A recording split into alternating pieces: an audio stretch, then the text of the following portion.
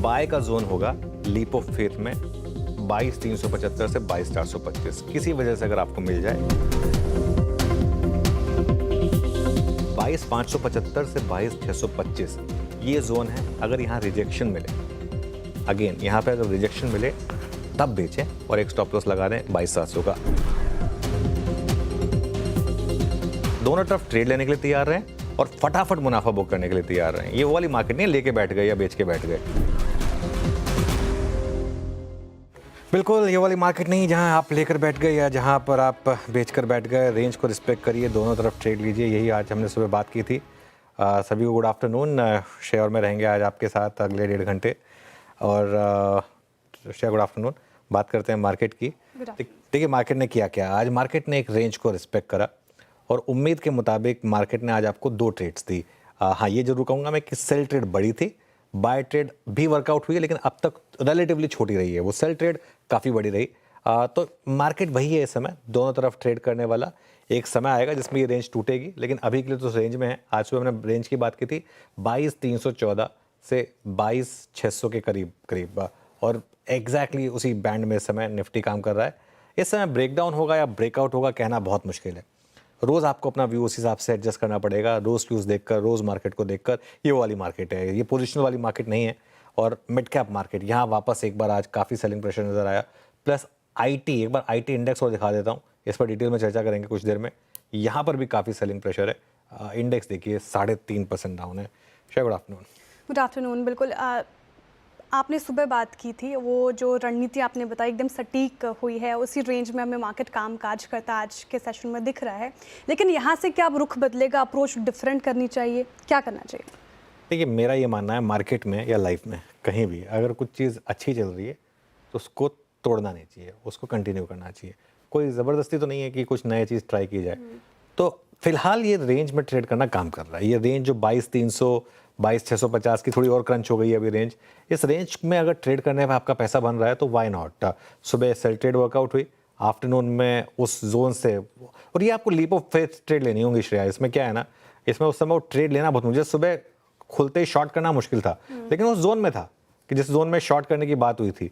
इसी तरीके से दोपहर में जब वो उस जोन में आया जिसमें हमने बाय जोन की बात की थी, उस समय बाय करना बहुत टफ रहा होगा। लेकिन अगर आपने उस जोन में बाय कर लिया तो आपको 70-80 पॉइंट मिल गए।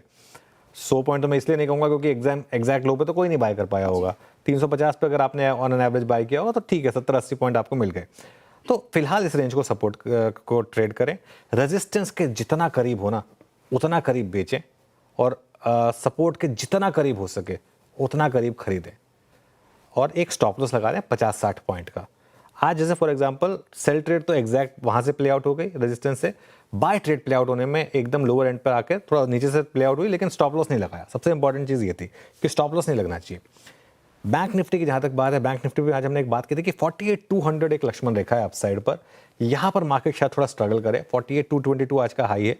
48,200 के ऊपर अगर आप डिसाइसिवली निकले तो मुझे लग रहा है कि फिर एक बड़ा ब्रेकआउट आएगा। लेकिन अभी के लिए आज का लो देखिए 47,800, कल का लो ऑलमोस्ट यही था। इस रेंज को रिस्पेक्ट करिए, 47,800 से 48,200 इस रेंज को रिस्पेक्ट करिए। उसी तरीके से आगे बढ़ना होगा आपको। ठीक है, रेंज में रहेगा मार्केट, रेंज को रिस्पेक्ट करें। लेकिन सर एक और डेटा आया आज, म्यूचुअल फंड का डेटा।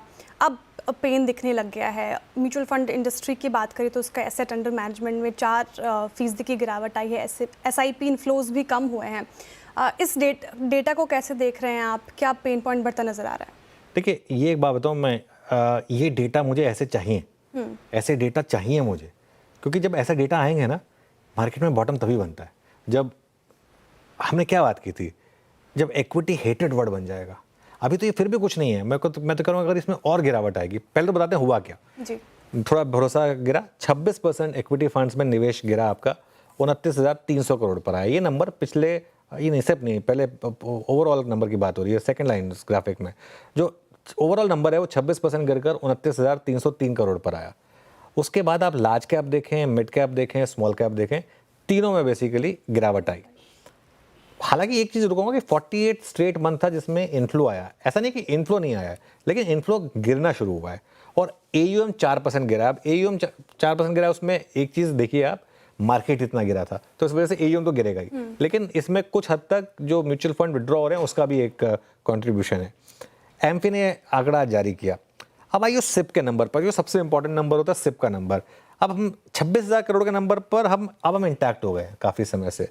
लेकिन दिक्कत ये है कि 44 लाख नए फोलियो जुड़े, लेकिन 55 लाख फोलियो कैंसिल हुए। मतलब क्या हुआ? नेट 11 लाख फोलियो कम हुए। पिछले महीने शुरुआत थी फोलियो कम होने की, ये सेकंड मंथ है जहाँ पर फोलियो कैंसिल हुए। जब लोग अपनी सिप करना बंद कर देना, मतलब पेन है वहाँ पर। सिप कभी मत कैंसिल करिए। मैं अपनी बात बता रहा हूँ आपको, मैंने 2008 की बेयर मार्केट में सिप कैंसिल करी थी, आज तक रिग्रेट कर रहा हूँ। तो इसके लिए मैंने इस पूरी अपने इस बेयर मार्केट में सिप नहीं कैंसिल करी है, और ना ही मैं करना चाहता हूँ। 2 म्यूचुअल फंड में मेरी सिप है, वो एज इट इज़ इंटैक्ट है। तो खैर कुल मिलाकर अब आप देखिए टेबल आएगी, आप ओवरऑल टेबल देखिए। आप म्यूचुअल फंड में जो निवेश है वो पहले तो सिप का निवेश आएगा। ये 3 महीने से आप देखिए स्टैग्नेंट हो गए हैं हम। उसके अलावा आप ओवरऑल इक्विटी फंड्स में देखिए, इसमें आपको पेन दिखाई देगा। ओवरऑल जो इक्विटी वाला है ना, 41,000, 35,000, 41,000, 39,000 और अब 29,000 करोड़, ये डेफिनेटली कम है। उसके अलावा आप आइए लार्ज कैप फंड्स में। लार्ज कैप फंड्स में आप देखिए 3,063 करोड़ से घटकर हम 2,800 पे आ गए। हालांकि उससे पहले हमने 2,000 करोड़ भी देखा था। और उसके बाद आइए आप जहाँ पर पेन रही है स्मॉल कैप्स में। स्मॉल कैप में नंबर काफ़ी कम है। वो 5700 करोड़ का नंबर पिछले महीने आया था ना, उससे मैं बहुत डर गया था कि वीक मार्केट में लोगों ने और पैसा डाल दिया। अब ये नंबर कम हुआ है 3700 करोड़ का, और ये नंबर अगले महीने मुझे लग रहा है और कम हो जाएगा। अगर हो गया तो अच्छी चीज़ होगी। मिड कैप में भी थोड़ा सा कम हुआ है निवेश, वो आएगा आपकी स्क्रीन पर 5100 करोड़ के मुकाबले 3400 करोड़। और ओवरऑल AUM लाख करोड़ में अगर आप देखेंगे तो अब आप 64.5 लाख करोड़ पर आ गए। तो ये नंबर है, लेकिन मैं अभी भी कहूँगा म्यूचुअल फंड सही है।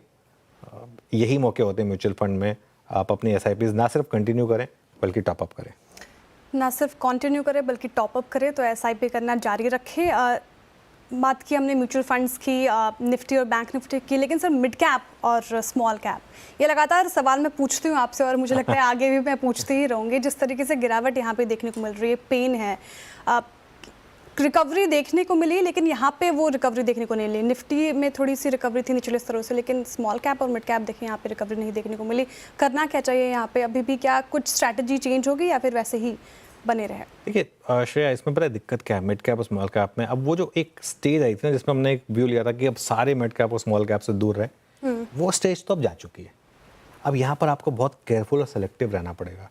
कई स्टॉक्स होंगे जो यहाँ से भी आपको, आज भी देखिए रिलेटिव स्ट्रेंथ काफ़ी है स्टॉक्स में, ऐसा नहीं है कि ये सारे स्टॉक्स गिरे, रिलेटिव स्ट्रेंथ काफ़ी है कई स्टॉक्स में। तो उनमें आप चाहें तो अभी भी थोड़ा सा अपना निवेश कंटिन्यू कर सकते हैं, लेकिन ओवरऑल थोड़ा सा रिस्क वाले फैक्टर्स भी हैं। जैसे आज ही देख लीजिए फॉर एग्जांपल BSE 4.5% ऊपर उछल गया। दूसरी तरफ आपका मैक्रोटेक डेवलपर्स है या इंडस टावर है या वोडा है, यहाँ पे 5% की गिरावट भी आ गई। तो you have to be extremely careful mid cap और स्मॉल कैप में। ये मेरा एक व्यू रहेगा। श्रेया, चलिए अब